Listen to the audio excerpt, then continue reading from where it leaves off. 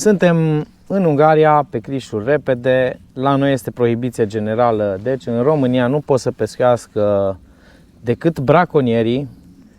Și ce este cel mai fain pentru ei în perioada aceasta este că pescuiesc nestingheriți, pentru că nu este nimeni să-i verifice. Bineînțeles, pescarii nu au ce reclamații să facă pentru că nu sunt pe apă, sunt acasă și pe alte meleaguri.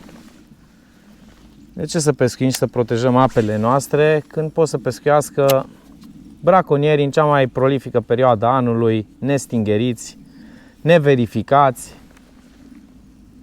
Lista continuă, nici mai are rost să-mi manifest toate frustrările.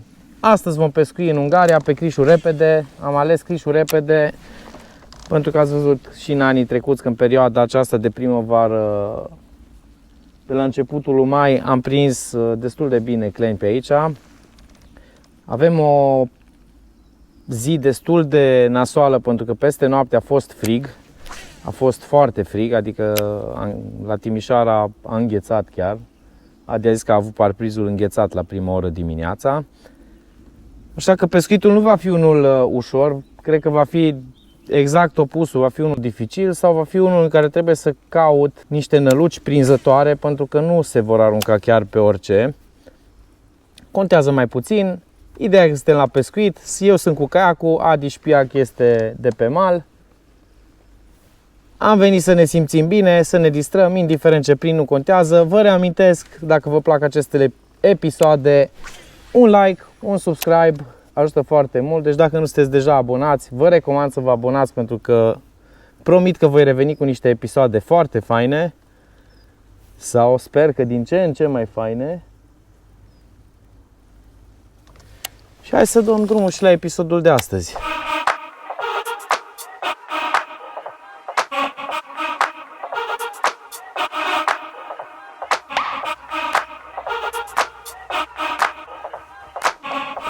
Fir întins. Dau două pedale.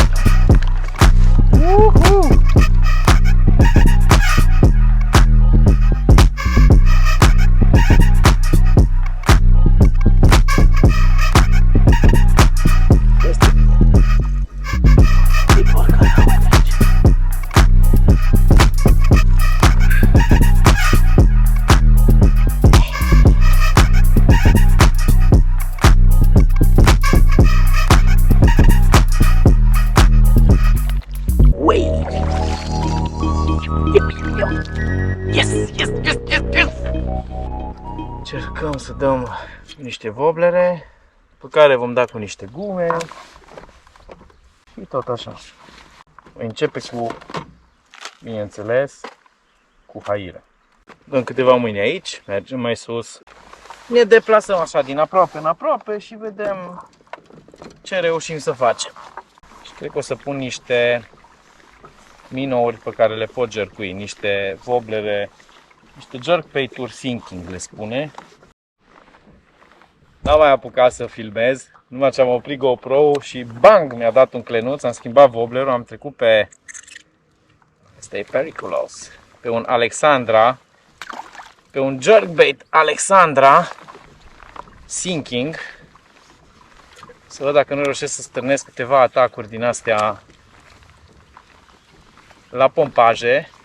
Pare că n-am dat decât 3 mâini cu el și am reușit de a stârnit un prim atac. Cred că e cel mai mic leam pe care l-am prins până acum pe zona aceasta, dar nici măcar nu pot să mă supăr. E un nălucă în general pentru pescuitul păstrăvului. Să nu uităm bețele astea în spate, pentru că am rupt 3 lansete anul trecut. Și vreau să nu mai rup și anul acesta. Mamă, ce un avat a trecut pe aici. E nasol că e foarte mult soare, mă așteptam să fie mai norat astăzi. Fiind vineri, am zis că vin astăzi, pentru că astăzi, în principiu, e mai puțină lume.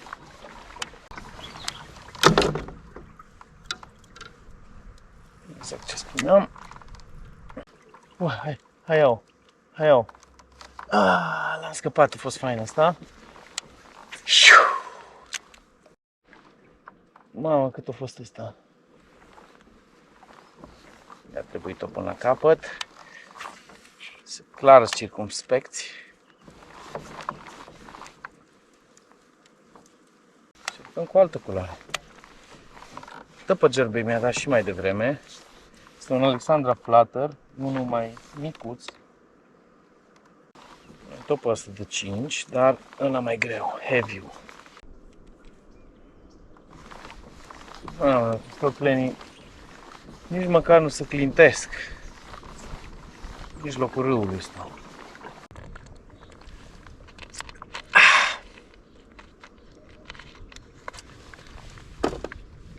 Schimbăm pânăluși până găsim ceva interesant.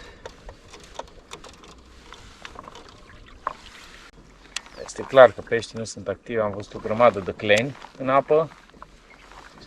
Cert este că îmi place cum se pescuiește din caiac. Vedeți ce ușor urc contra curentului acesta putem. Uite cleanul cum stă la. Nici o taină.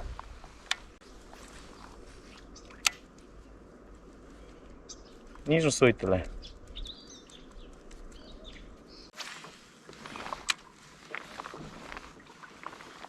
Uite-l, uite-l. Aha. Aha. Nu e mare nici ăsta. Se pare că totuși am o strategie. O microstrategie. Asta au luat-o. Am înghițit cu totul. Asta am înghițit. Asta am înghițit-o cu totul. Alexandra ăsta Flutter. Se pare că ăsta la care am avut ultima prezentare, la care am avut și asta la altă prezentare. Am impresia că le plac culorile un picuț mai turbate. O idee mai turbate. Mai încercăm. L-am văzut cum a ieșit din tufă. Pâc, și acum, gata.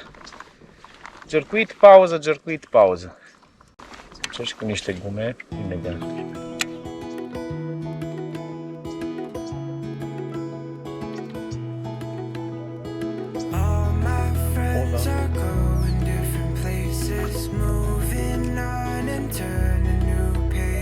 Uai de capul meu. Primul lanseu. Cred că am găsit ce să dau. O râmă din asta. Iau, cum face. Libra ce ai nimerit-o pe asta. Cred că dacă văd un clean și o dau la nas, e posibil să nu o ia. Mamă, când face asta, mi-e rău. Efectiv, mi se face rău. Și-o de bine merge.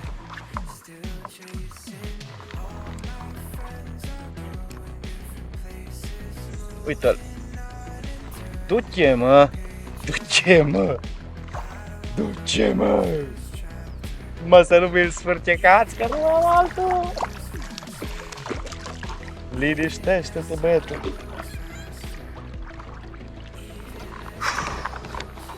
Uite-l, tati! Uite-l, tati! Hai că eliberez repede. Hai de capul meu, pe Libra ăsta, cel mai mare. Cel mai mare germe de la Libra. Hai de capul meu. Deja am avut 2 prezentări în 5 lanseuri. Acest lucru nu poate să însemne decât un singur lucru. I'm fucking on to something. Vai de mine cum o luat. Nebunul ăsta. Atâta tot că trebuie să lansez pe sub pom. O las să cadă și o ia până în stomacul ea. Cât prind, atâția prind. Când nu mai am, nu mai prind. Mamă cum vine asta. Râmă care pică din copac. Uai, cum sare pe ea. Direct în freză trebuie să-i dau cu guma asta.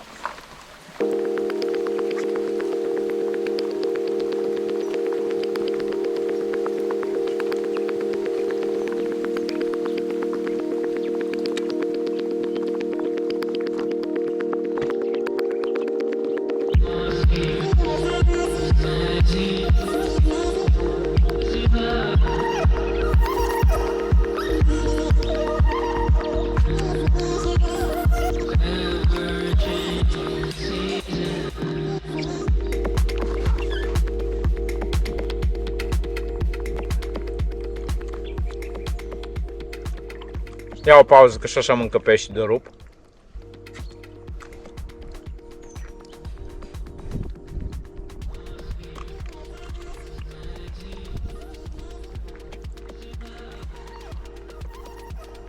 Uite, răpeală, mai jos de Adi. De obicei, pentru partide din astea de o zi mi-au niște afine cu mine și niște migdale ca să nu stau 2 ore ca să mănânc. Prefer să pescuiesc.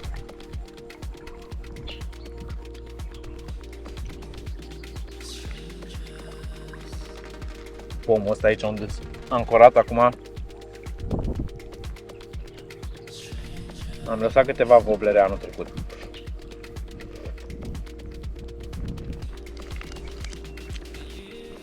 Ce bine că nu sunt nici sărate.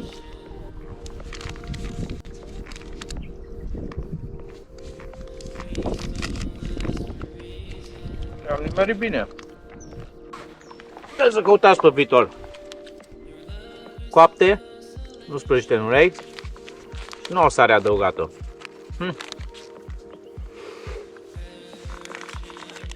Știu că cu sare sunt mult mai gustoase, doar că astea de obicei când sunt sărate au mai mult decât necesarul prăjit de sare. Zice Elmas, the natural choice. Oven baked almonds. No salt, fără gluten, fără sare adăugată.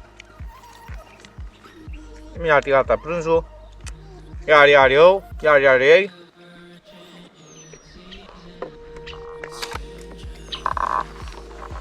Mai dăm 2 mâini și mergem mai sus. Ia câte-l.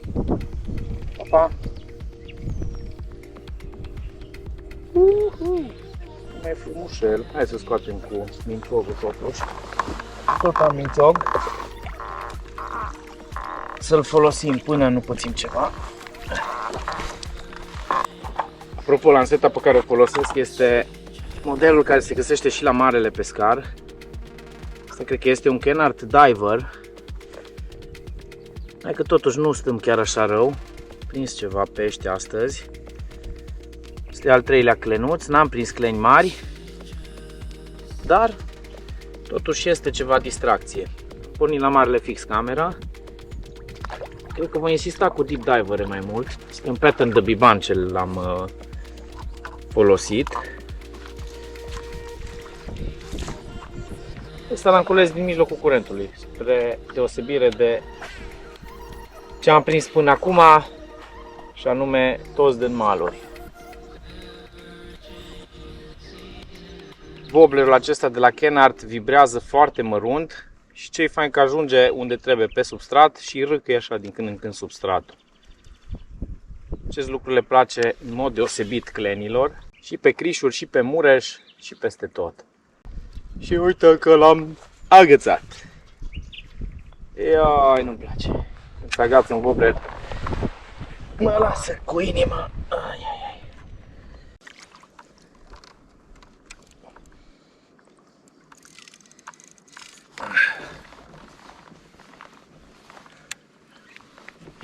Când am găsit și un wobbler în care mi s-a părut că pot să am încredere maximă.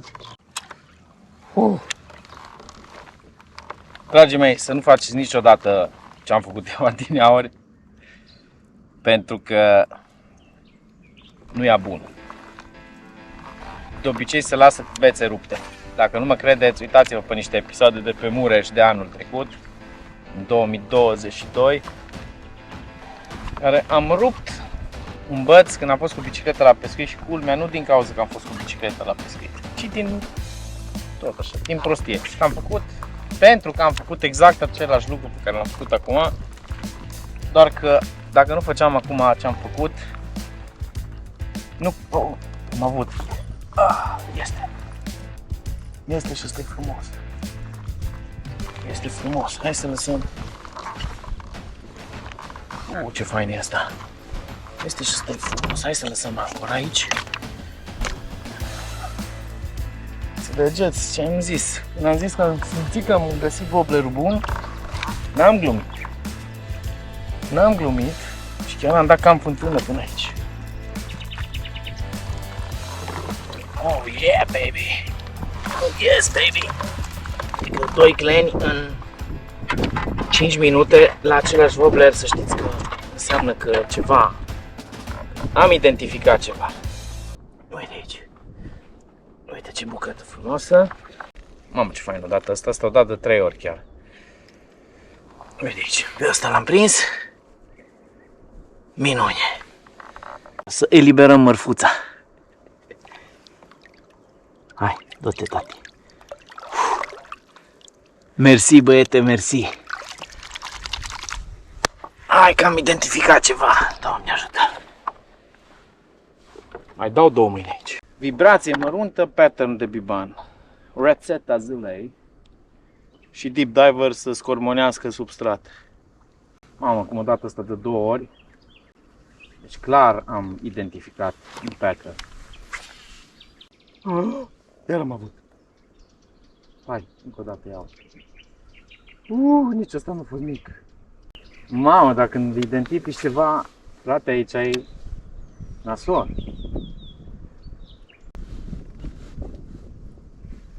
Recuperare liniară. Iar am avut.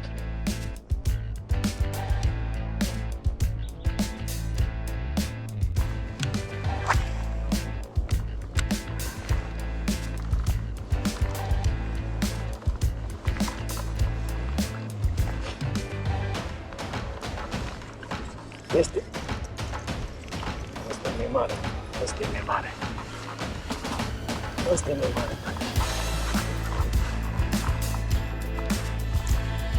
Asta e mai mare. Să dezaghețe. Să lăsăm ancora, dacă e mai mare. Ce înseamnă să găsești năluca, tati? Tati! Dai o zi întreagă, pam, pam, pam. Când ai găsit ce-i trebuie, e ce trebuie. Ua, porcu! Câta porcu! O să vă zic că dau cu fluorocarbon de 0,16, 1,65. Cât porcu! Cât-i porcălău! Aoleu! Cât-i porcălău, uite aici! Am găsit năluca, a început talentul. Până n-am găsit năluca, am dat cam fântână. Așa. Yes, tati, yes!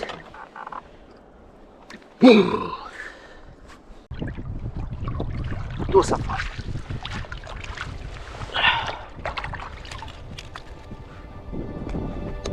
Yes, yes, yes, yes, yes!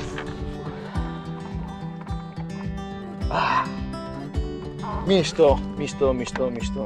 Vezi, în aproape, în aproape, încercări, încercări. Deci am pus wobblerul acesta. Unul la mână, aici am observat de mai multe ori că le plac pattern-urile acestea cu burta oranj. 2 la mână, încercasem deja niște wobblere cu bătaie mai agresivă. 3 la mână, este cu bătaie măruntă. Ți-am vrut să pun pe la sinking, l-am nimerit pe la floating din greșeală. Nu pot să zic că îmi pare rău. Luăm o pauză de pipi acum, așa că opresc și montez și camera pe piept. A început teribil partida, dar văd că se redresează. Ridicăm ancora și mergem mai departe, dacă asta e rețeta. Ce pot să vă spun? Aș vrea să vă vorbesc puțin și despre caiacul în care sunt. Că mulți zic că ăsta e un SUP, un stand-up paddle. O fi un SUP, dar pe râu, ce pot să vă zic că e mișto la caiacul acesta, în afară de faptul că nu sunt atent în momentul acesta și lansez prin pomi, este că el stă pe apă, nu are chila băgată în apă, lucru care îl face super manevrabil, în special pe zone din acestea de râu. Cu celălalt caiac cred că m-aș fi chinuit mai tare. Bine, pe ălalt puteam să pun motor electric pe bot și atunci puteam să mă trag din motorul electric, dar unul la mână mi-ar fi fost mult mai greu să-l bag la apă și 2 la mână, pe lângă acest mic detaliu destul de important, în momentul în care începea să se întoarcă într-o parte sau într-alta și nu pedalam, practic începea să-mi întoarcă tot caiacul. Asta e diferența între acest caiac și cel pe care l-am acasă și pe care nu l-am adus cu mine. Plus că ăsta este nu ușor, extrem de ușor. Deci e extrem de ușor, se pune ușor pe apă, stă bine și ancorat, cu o ancoră de 3 kg fără niciun fel de problemă. Și pe lângă asta, după cum ați văzut, wow, mă ajută să prind și niște pești. Și chiar dacă ziua a început timid, până la urmă am găsit un pattern de care să mă folosesc, în așa fel încât să iasă o partidă reușită până la urmă.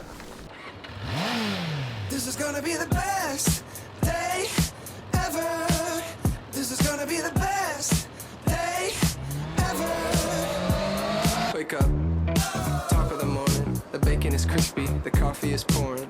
My meditation is peeling an orange. The bank says I'm already scoring. I got a parking spot right outside. Step into my brand new ride. All we ever get is green lights and blue skies. This is gonna be the best day ever. I'm looking so fresh. Can't get no better. Baby, I'm a team ready to set it up. Ready to flex up, looking in the jungle. Gonna be the best.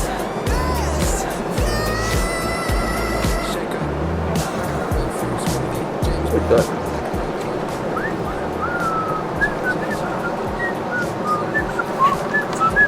Cum am pus înapoi wobblerul, cum mi-a dat iarăși. Aoleu, ce clenoc e ăsta.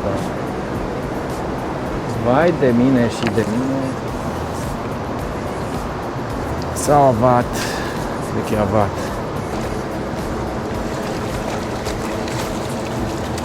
Hai mă, te rupi ancorele, mă. Nu și un avat tot pe același wobbler. Se pare că le place ceva la wobblerul ăsta. Hai să-ți dau drumul, tati. Hai, plecat ai fost. Da? Asta, da. Chiar așa să facă diferența o nălucă. N-am mai avut de mult. Și avat și clean. Asta, da. Și mai prinde ceva. Mi-ar fi plăcut să fie clean, sincer să fiu. Dar mă mulțumesc și cu un avat frumos. Doamne, fain stau cu caiul ăsta pe curent. Ce ancoră? Nu mai trebuie nicio ancoră. Dacă prinzi pește, trebuie să lași cu o ancoră. Let's go. Let's roll.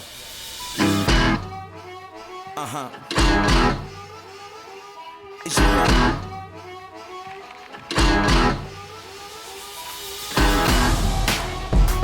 I'm about to take you there.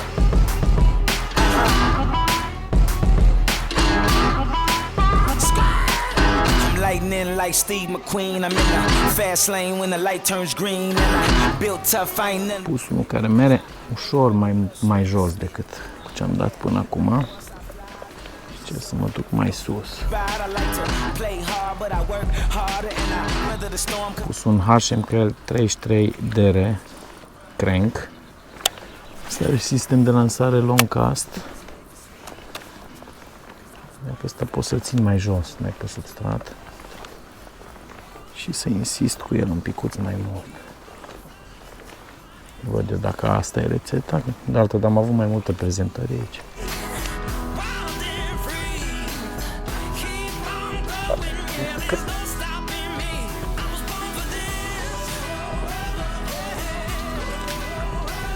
Pun înapoi wobblerul câștigător.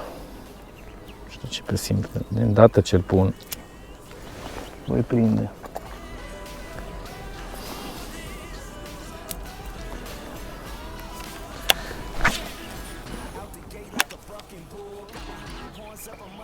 Uite-l! Mamă!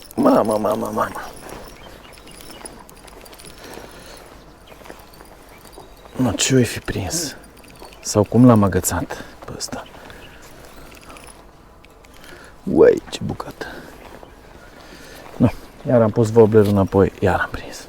Deci, așa ceva mai rar. Uai, ce balșoi ăsta! Deci cum am pus înapoi wobblerul? Făceam, dar nu știu câte mâini, cu alte wobblere, cum am luat iarăși. Hai să punem ancora, ne va întoarce aiurea în tramvai, dar ce să-i faci? Asta e treaba. Asta e de minciog.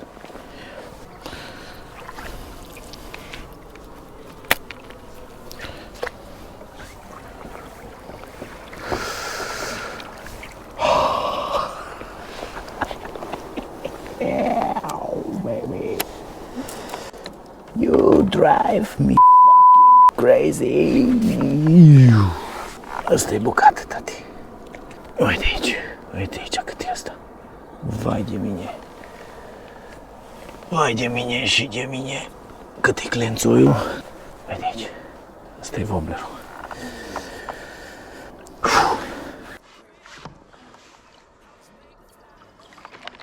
Ui. Aș urla mai tare, dar nu pot. Mai sunt și alți oameni prin zonă. Ce bucată! Ce bucată! Ce...